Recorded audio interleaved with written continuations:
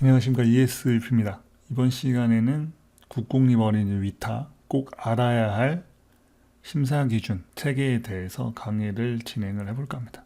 이번 시간은 약간 강의보다는 퀴즈를 내는 시간을 가질 거고, 여러분들에게 이제 질문을 던지고 정답을 공개하는 그런 시간을 가져볼까 합니다.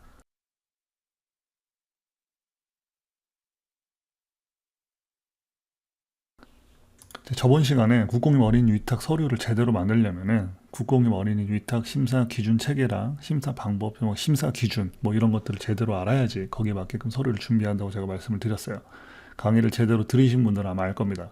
근데 제가 상담을 하다 보면은 국공립 어린이 위탁 체계나 또는 심사 기준에 대해서 제대로 알고 있냐 이 질문을 하면은 대부분 많은 분들이 알고 있다고 하세요.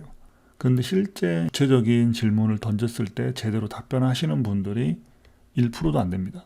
실제 이제 PS 회원 중에서도 강의를 들었다고 하지만 이걸 완벽하게 이해하신 분들이 20% 정도 됩니다.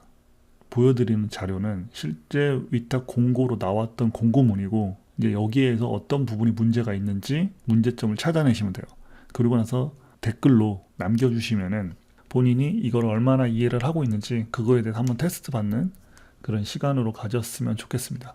공고에 보면은 뭐라고 되어 있냐, 배점 기준을 100점으로 하는데 그 기준은 국공립 어린이집 공통심사 기준표에 의거하여 진행을 하겠다, 이렇게 공고가 되어 있습니다. 그래서 국공립 어린이집 공통심사 기준표에 있는 5가지 항목이 이렇게 되어 있습니다. 일단 기본적으로 요 정도는 다들 알고 계실 거예요. 근데 실제 이것도 모르시는 분들이 있습니다. 요 항목, 이게 이제 어떻게 보면 시험 과목이라고 생각을 하시면 되죠. 그런데 여기는 심사 방법이라고 해가지고 공통심사 기준표를 지자체 내에서 다시 1차와 2차로 나눴습니다. 사전 적격 심사라는 게 있고 위탁 심사라는 게 있습니다. 이게 1차가 되겠고 이게 2차가 되겠죠. 왜냐면은 1차 사전 적격에서 탈락이 되면은 일단 2차 서류는 필요가 없어요. 그래서 1차 서류에 대해서 이렇게 평가를 하겠다고 되어 있습니다. 가장 의문인 게 재정 능력이라는 게 있습니다. 1차 서류에. 나는 재정 능력이 왜 그렇게 중요한지 모르겠지만 하여튼 1차 사전 적격 심사에 재정 능력이라는 항목이 포함되어 있습니다. 그러니까 이 체계를 1차와 2차로 나눈 거죠. 자, 그리고 그 1차와 2차를 나눈 것 중에서 제출 서류를 어떻게 해서 평가를 하겠다. 제출 서류 목록이라는 게 있습니다. 사전 적격 자료, 사전 적격 심사에 필요한 자료는 1번에서 5번까지 제출하세요. 위탁 심사 자료는 6번, 7번인데 1차를 통과하면 이제 2차에서 요걸 기반으로 해서 2차 평가를 하겠다, 이렇게 해놓은 거예요. 근데 이렇게 보면은 약간 비교 분석이 힘드니까 제가 한눈에 볼 수 있게끔 이걸 한 장의 슬라이더에 보여드리도록 하겠습니다. 이거는 아까 말씀드렸던 심사 방법이죠. 사전 적격과 위탁 심사로 해서 1차와 2차로 나누겠다, 이렇게 이제 한 거를 이렇게 이제 나눠서 보면 좀 힘드니까 그걸 이제 한눈에 볼 수 있게끔 좀 정리를 하면은 자, 이렇게 됩니다. 자, 요 내용이 요겁니다. 한눈에 보게끔 정리를 하기 위해서 좀 줄인 거죠. 이걸 좀 늘리고 사전 적격에 필요한 거, 위탁 심사 이렇게 해서 이제 3개로 나눠서 총계는 100점이다.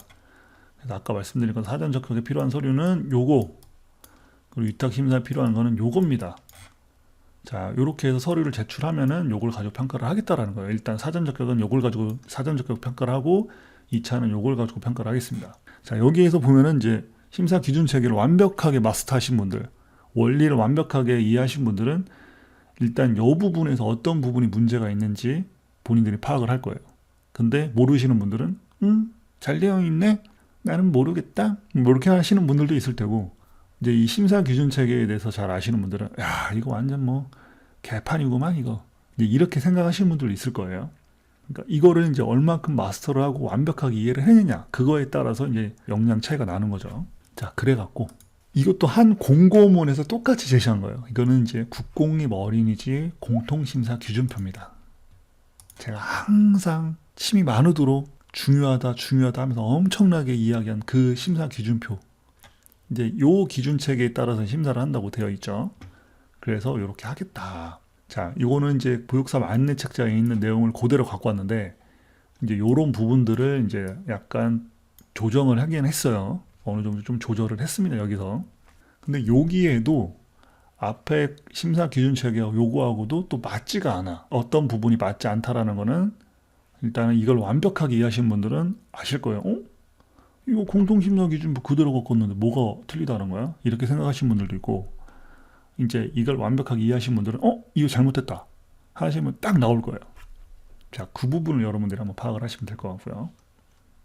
자, 세 번째는 이제 여기에서 요렇게 해서 제출 서류를 제출을 하세요 하면서 이제 그 양식하고 제출 서류 목록을 같이 이렇게 제시하는 양식이 또 따로 있습니다. 거기 보면은 목차를 이미 정해놨어. 자, 요렇게 해서 목차를 만들어 갖고 제출을 해라. 그래서 이렇게 목차, 아주 자랑스럽게 목차라는 명시를 하고 거기에 따라서 요렇게 제출을 해라. 이제 요 서류만 봤을 때는 굉장히 잘 되어 있는 목차입니다. 일단 심사 기준 체계에 따라서 1에서 5까지 잘 정리를 했죠.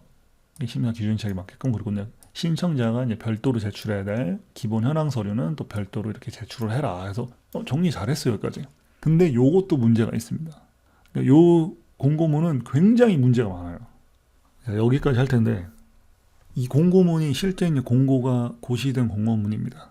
근데 이 체계에 대해서 잘 아시는 분들은 저게 어떤 부분이 어떻게 문제가 있는지 본인들이 아실 거예요. 그것들을 리플로 달아주세요. 또는 댓글로 쭉 달아주세요.